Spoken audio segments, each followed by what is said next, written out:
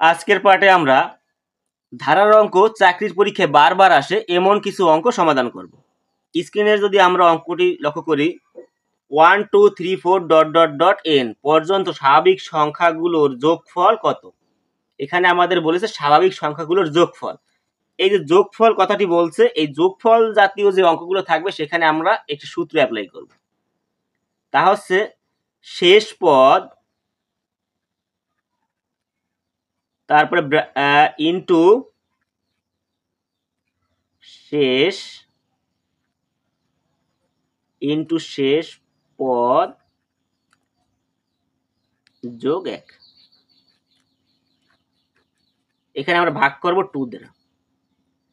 তাহলে আমরা কি পাচ্ছি, আমাদের এখানে শেষ পদ হচ্ছে n, তাহলে n প্লাস 1 আবার শেষ পদ n ভাগ 2। এখানে এই অপশনটি আমাদের কাদের সাথে মেলে, এখানে দেখতে পাচ্ছি আমরা এই option n into n plus 1 ভাগ 2 এই অপশনের সাথে মেলে।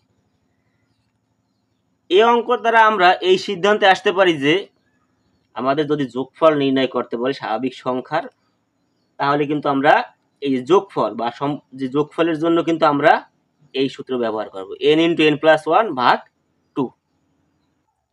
আমরা এই স্ক্রিনে যদি এই দুটি প্রশ্ন লক্ষ্য করি 1 2 3 4 ডট ডট ডট 99 সমান সমান কত, মানে এখানে কিন্তু আমাদের এই সবগুলোর যোগফল বের করতে বলেছে। এখন এগুলো গুনে গুনে বের করা তো সময় সাপেক্ষ, আমরা সূত্রের মাধ্যমে বের করে ফেলবো। সূত্রটা আমাদের কি ছিল, n ইন্টু n প্লাস 1 বা শেষ পদ কত, শেষ পদ হচ্ছে 99, শেষ পদ ইন্টু শেষ পদ প্লাস 1 ভাগ 2। তাহলে 99 ইন্টু 100 ভাগ 2, 2 দ্বারা যদি আমরা 100 কে ভাগ করি তাহলে পাবো 50। তাহলে 50 আর 99 আমরা গুণ করলে পাবো 4950।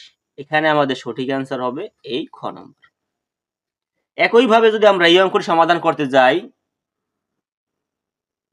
1 2 3 4 প্লাস 18, এই যে 1 থেকে 18 পর্যন্ত সংখ্যা আমাদের কি করতে বলেছে, সমষ্টি নির্ণয় করতে বলেছে। যদি প্লাস আছে আমরা বুঝতে পারছি, তাহলে আমরা কি করব, শেষ পদ ইন্টু শেষ পদ প্লাস 1 ভাগ 2।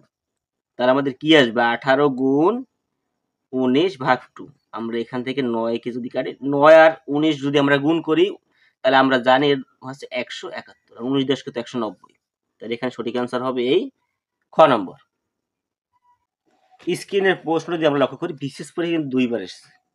এই প্রশ্ন কিন্তু বারবার ঘুরে ফিরে কিন্তু চাকরি পরীক্ষায় আসে। 1 থেকে 1 হতে 49 পর্যন্ত ক্রমিক সংখ্যাগুলোর গড় কত। এখানে ক্রমিক সংখ্যাগুলোর বলেছে, ক্রমিক সংখ্যা বলুক বা স্বাভাবিক সংখ্যা বলুক, সেখানে যদি আমাদের গড় নির্ণয় করতে বলে বা 1 থেকে 49 পর্যন্ত সংখ্যাগুলোর গড় নির্ণয় করো, এই কথাটা বললো, তখন আমরা যে সূত্র অ্যাপ্লাই করব শেষ পদ প্লাস প্রথম পদ ভাগ 2।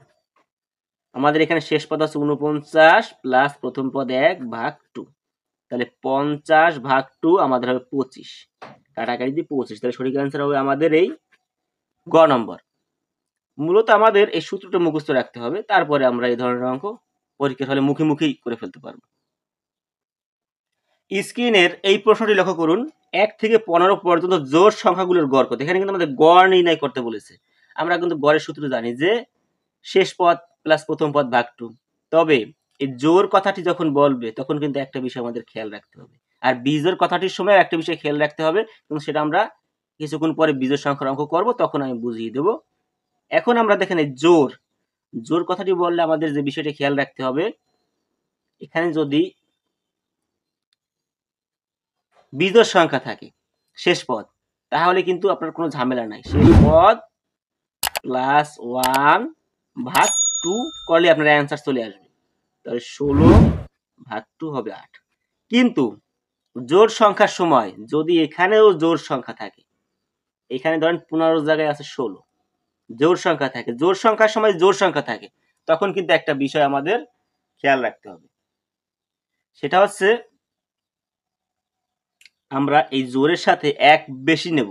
তাহলে কত নেব আমরা শেষ পদ 17, 16-র সাথে 1 বেশি নেব 17, এরপরে আমরা প্রথম পদ আমাদের যা থাকবে তাই 1/2। এভাবে কিন্তু আমাদের অঙ্কটা করতে হবে। তাহলে 18/2 হবে 9 যদি থাকতো। স্ক্রিনে যদি প্রশ্নটা আমরা লক্ষ্য করি 1 থেকে 50 পর্যন্ত বিজোড় সংখ্যাগুলোর গড় কত? এখানে বিজোড় বলেছে। আমাদের যদি এখানে বিজোড় সংখ্যা থাকে তাহলে জোড় বা বিজোড় যে কোনো অঙ্কে কোনো সমস্যা নেই। সেই পদটি লিখে আমরা প্রথম পদ যোগ করে 2 দিয়ে ভাগ করব। কিন্তু যখন জোড় সংখ্যা থাকবে তখন জোড় সংখ্যা থাকলে আমরা কি করি? 1 বাড়িয়ে শেষ পদ করি। আর বিজোড় সংখ্যা থাকলে আমরা কি করব? 1 কমিয়ে দেব। তাহলে কত হবে? 50 আছে, আমরা 1 কমিয়ে দিলে কত হবে? 49 যোগ 1 ভাগ 2। তাহলে 50 ভাগ 2 হবে 25। সঠিক অ্যান্সার হবে এই গ নম্বর। দেখুন যদি এখানে থাকতো আমাদের 47, 1 থেকে 47 তম পদের মান কত? তখন কিন্তু আমাদের বিজোড়, 47 মানে বিজোড়। বিজোড় থাকলে কিন্তু কোনো ঝামেলা নেই। 47 যোগ 1 ভাগ 2, তাহলে তো 48 ভাগ 2। তাহলে 24 দুগুণে 48, আমাদের সঠিক অ্যান্সার হতো 24। আশা করি আপনারা অঙ্কগুলো বুঝতে পেরেছেন। তারপরে যদি কোনো সমস্যা হয়, কোনো কিছু বুঝতে, তাহলে আপনারা কমেন্টে জানাতে পারেন। আজকের ভিডিওটি এই পর্যন্তই। ভিডিওটি ভালো লাগলে সবাই লাইক, কমেন্ট এবং শেয়ার করবেন। আর এই ধরনের ভিডিও যদি আপনারা আরও পেতে চান অবশ্যই চ্যানেলটি সাবস্ক্রাইব করবেন। ধন্যবাদ সবাইকে।